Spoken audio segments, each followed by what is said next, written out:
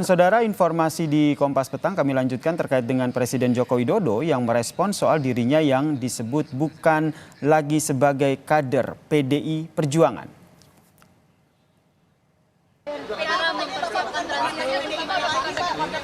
PDIP mengatakan bahwa Bapak bukan bagian dari partai PDIP lagi. Benar nggak, Pak? Terima kasih. Ada peluang ketemu sama Sumega nggak, Pak? Kasih, Pak.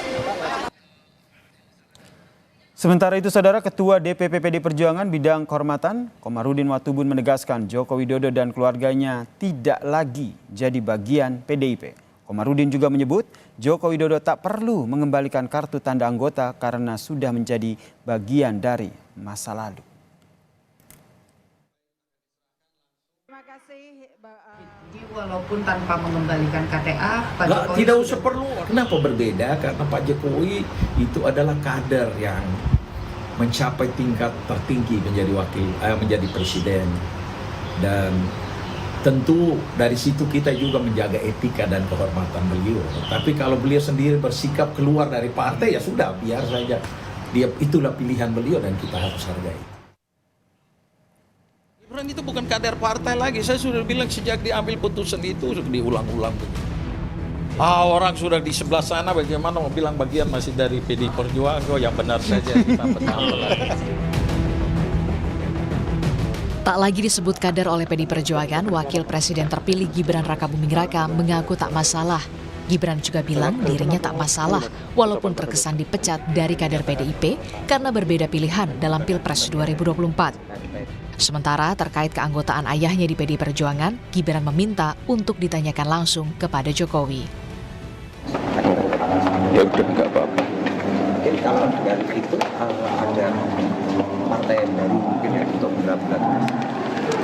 Belum ada pembahasan ke situ ya. Tunggu aja nanti. Bapak juga belum membahas soal itu juga. Saya tidak tahu ya. Tanyakan ke beliau sendiri. Tapi tanggapan Mas Gibran bahwa ini kan semacam kayak dipecat dari partai gitu. Sempat ada rasa kecewa gitu mungkin. Nggak apa-apa, dipecat ya nggak apa-apa. Ya, makasih. Mas, besok kalau setelah penetapan itu nanti untuk prioritas. Partai politik pendukung Prabowo Gibran ramai-ramai membuka diri untuk Jokowi dan Gibran bisa bergabung ke parpolnya. Ketua Umum Partai Golkar Erlangga Hartarto bilang Jokowi dan Gibran sudah menjadi anggota Golkar. Erlangga juga menyebut menyiapkan posisi bagi Jokowi di Partai Golkar, namun menyerahkan keputusan sepenuhnya kepada Jokowi. Pak Jokowi dan Mas Gibran itu sudah masuk dalam keluarga besar Golkar. Tinggal tentunya formalitasnya saja. Nah, tentu Partai Golkar selalu terbuka terhadap kader-kader terbaik bangsa ini. Dan jelas Pak Presiden, Pak Jokowi adalah kader terbaik bangsa. Posisi tergantung beliau. Karena beliau sekarang milik bangsa. Beliau milik semua partai. Tak hanya Golkar, Ketua Umum Partai Amanat Nasional Zulkifli Hasan juga menegaskan PAN terbuka untuk Jokowi dan Gibran. Zulhas bilang Jokowi dan Gibran tak perlu repot-repot mencari partai karena PAN siap menjadi rumah Jokowi dan Gibran setelah tak lagi di PDI Perjuangan. Ya, saya waktu dekat ada agenda mau ke Solo. Ya, gitu. Jadi Pak Jokowi, Mas Gibran nggak usah repot-repot lah. Kan sudah berkali-kali ya, keluarga Pak Jokowi, keluarga PAN, PAN keluarganya Pak Jokowi. Jadi sudah jelas terang, nggak usah kesana kemari, ngapain? Ya. Sudah ada rumahnya, namanya Partai Amanat Nasional. Manuver politik Jokowi usai tak lagi menjabat sebagai presiden cukup ditunggu, mengingat apakah posisinya yang diberikan petinggi parpol kepadanya bisa membuatnya leluasa menentukan arah politik koalisi pemerintahan Prabowo Gibran nantinya. Tim Liputan, Kompas TV.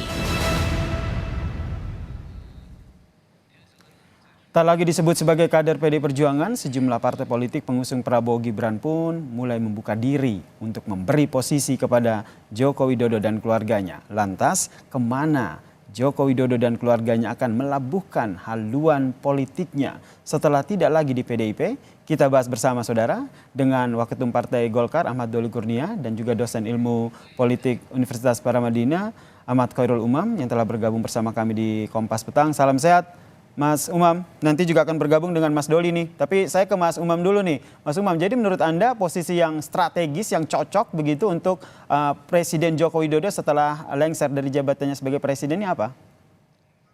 Ya, Mas Yasir, pertama tentu ini adalah sebuah kabar yang cukup mengejutkan karena bagaimanapun juga informasi tentang hubungan antara Pak Jokowi dengan PDIP per beberapa hari lalu masih cukup spekulatif. Masih ada harapan untuk melakukan perbaikan, melakukan rekonsiliasi pasca kontestasi Pilpres 2024 ini. Tetapi ternyata statement dari Pak Komarudin Watubun dan konon juga dikonfirmasi oleh Mas Umam? Tampaknya sudah semakin firm untuk meletakkan posisi Pak Jokowi dan juga Mas Gibran sebagai bagian dari luar keluarga besar PDIP itu sendiri. Dan ini menegaskan bahwa PDIP akan mengambil sikap dan juga posisi sebagai oposisi dalam pemerintahan mendatang. Adapun kemudian kemana arah dan juga posisi kalau misal kemudian Pak Jokowi termasuk Mas Gibran melakukan hijrah politik dari satu partai dan kemudian tentu membutuhkan rumah politik baru, maka salah satu yang per hari ini sudah menunjukkan ekspresi secara terbuka tadi disampaikan oleh Pak Erlangga Hartarto, Ketua Umum Partai Golkar, tampaknya Golkar menjadi tempat berlabuhnya. Apapun posisinya, tentu idealnya posisi yang cukup strategis. Karena bagaimanapun juga Pak Jokowi adalah tokoh yang per hari ini menjadi simbol dari kekuatan politik tertinggi, yaitu sebagai Presiden Republik Indonesia. Kalau misal kemudian Golkar mampu mengkapitalisasi keanggotaan Jokowi sebagai bagian dari keluarga besar Golkar yang baru, tentu hal itu akan menjadi kontribusi yang positif bagi Golkar ke depan. Oke, Tentu kontribusi positif dan posisinya strategis begitu ya Mas Umam ya. Saya ke Bang Doli juga nih, sudah bergabung bersama kami di Kompas Petang. Bang Doli, jadi posisi strategis itu apa yang ingin diberikan begitu untuk Joko Widodo?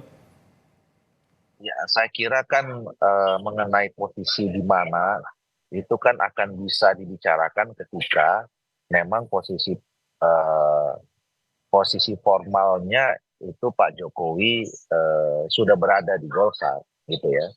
Jadi kalau kami kan posisinya dari awal itu kami sangat terbuka ya. Golkar sebagai partai terbuka juga membuka diri pada siapa saja untuk yang sama-sama merasa punya visi yang sama, misi yang sama, aspirasi politik yang sama, ya silahkan selama orang itu memang yang bersangkutan ingin bergabung dengan Partai Golkar, kami dengan sangat terbuka menerima. Bukan hanya jangankan Presiden Republik Indonesia, rakyat biasa saja kami terima dengan sangat terbuka gitu. Nah, tapi kan organisasi ini ada mekanismenya, ada aturannya gitu ya. Jadi posisi khusus ini Bang Doli syarat ketentuan tetap berlaku ya? Oh iya, tentu kan kita sebagai sebuah organisasi kan harus juga mentaati konsensus-konsensus yang selama ini sudah kita bangun kan. Organisasi ini besar kan karena memang kita punya tradisi organisasi yang kuat, tradisi kaderisasi yang juga kuat gitu ya. Nah, ini kan yang membesarkan kita selama ini. Jadi kalau kemudian ada potensi besar masuk ke dalam tubuh Golkar, tentu juga harus menjalani mekanisme dan aturan-aturan yang selama ini juga berlaku. Paling tidak diawali dengan adanya pembicaraan dulu kan antara. Tapi pembicaraan ini memang sudah dilakukan Mas Doli, karena kalau kita lihat Ketum Golkar Erlangga Hartarto sempat menyatakan bahwa kalau posisi di Golkar ini tergantung dari Joko Widodonya. Iya, saya kira pertama memang harus datang dari Pak Jokowi, karena kan sampai selama ini kami belum pernah mendengar ya. Tadi katakanlah kalau misalnya dari PDIP-nya yang sudah mengatakan, tapi kalau dari Pak Jokowi yang sekarang menjadi objek pembicaraan kita kan belum pernah menyatakan keluar resmi dari PDI Perjuangan. Oke, saya ke Mas Umam. Mas Umam, jadi menurut Anda ini posisi yang cocok dan dikatakan khusus begitu di Partai Golkar ini cocoknya di mana? Di DPP PK atau di luar DPP? Mas Umam. Ya, idealnya kalau misal kemudian posisi Pak Jokowi diletakkan pada posisi sebagai pelaksana dalam konteks ini pemimpin tertinggi. Ya, silakan dilanjutkan Mas Umam. Ya, kalau misal kemudian dalam posisi sebagai eksekutor, maka tentu di posisi DPP. Tetapi kalau misal kemudian targetnya pada posisi ketua umum, tentu di dalam Golkar tadi disampaikan oleh Bang Doli, ada mekanisme yang juga harus dijalankan, yaitu sesuai dengan ADART harus memiliki keanggotaan 5 tahun sebelum menjabat sebagai ketua umum Golkar. Meskipun ADART termasuk juga tata tertib atau peraturan organisasi seringkali juga bisa dimainkan, bisa diubah atau bisa direvisi menjelang kongres yang akan dilakukan.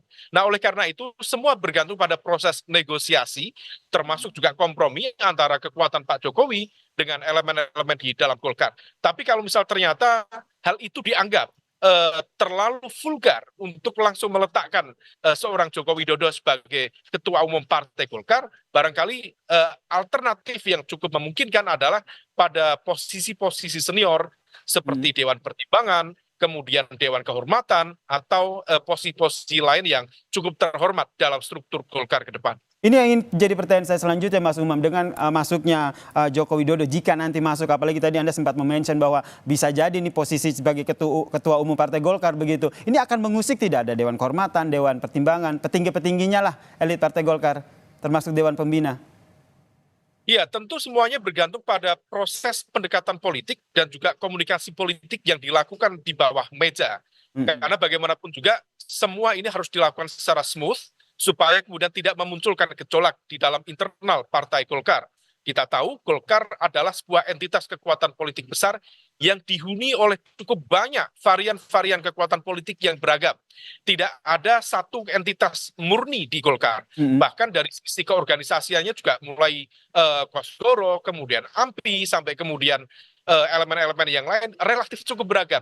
Oleh karena itu, kalau misal kemudian komunikasi itu bisa dilakukan, termasuk melibatkan lingkaran terdekat dari Pak Jokowi yang berada di Golkar, seperti Pak Luhut Binsar Panjaitan, kemudian Pak Erlangga Hartarto sendiri, termasuk Pak Bahlil, untuk memberikan ruang bagi penataan atau menyiapkan landasan bagi landingnya Pak Jokowi di Golkar, maka memungkinkan saja termasuk melakukan perbaikan atau perubahan dalam ADART untuk meletakkan Pak Jokowi di posisi yang sangat strategis di struktur Golkar ke depan. Di struktur Partai Golkar ya, ada gejolak tadi kata Mas Umam. Kalau dari Bang Doli sendiri nih yang sebagai orang dalam Golkar nih, di Golkar sendiri sudah bulat satu suara atau masih ada dinamika gejolak terkait dengan jika nanti Joko Widodo bergabung ke Partai Golkar?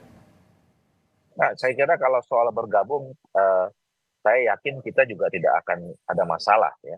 Gak ada masalah ya. Jokowi bergabung menjadi keluarga besar Partai Golkar. Nah, tetapi sekali lagi bergabungnya Pak Jokowi ini kan nanti